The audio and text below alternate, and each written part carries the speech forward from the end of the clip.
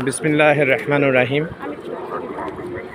সম্মানিত মুসলমান ভাই ও বোনেরা, আপনারা ভিডিওতে যে পাহাড়টি দেখতে পাচ্ছেন এটা জাবালে রহমত নামে পরিচিত বা জাবালে রহমত পর্বত। এই পর্বতের বিশেষত্ব হলো সারা দুনিয়াতে আল্লাহ পাক মহান আল্লাহ পাক দুটি পাহাড়কে জান্নাতি পাহাড় বলেছেন। তার অন্যতম পাহাড় একটি হলো এই জাবালে রহমত। এই জাবালে রহমত পাহাড়।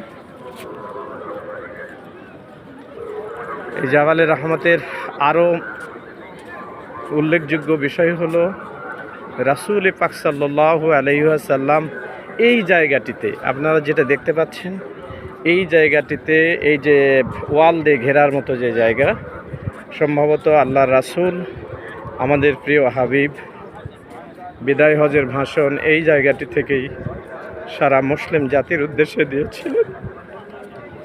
মুসলমান ভাই বোনেরা, আমার রাসূলের বিদায় হজের ভাষণ এই জায়গাটি থেকেই হয়েছে।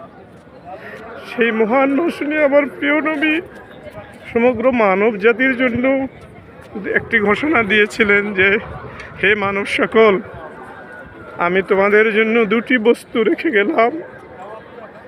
যতদিন তোমরা এই দুটি বস্তু আঁকড়ে ধরবে ততদিন তোমরা পথভ্রষ্ট হবে না। তার একটি হলো কালামুল্লাহ, পবিত্র কালামুল্লাহ, আল্লাহর কালাম, আমাদের উপরে অর্পিত কোরআন মাজিদ। আর একটি হলো প্রিয় নবীর জীবন বৃত্তান্ত, জীবন ধারা, সেটি হচ্ছে হাদিস, আমার প্রিয় রাসূলের আদর্শের হাদিস। এই দুটি বস্তুকে যদি আঁকড়ে ধরি তাহলে সম্ভবত আমরা পথভ্রষ্ট হব না।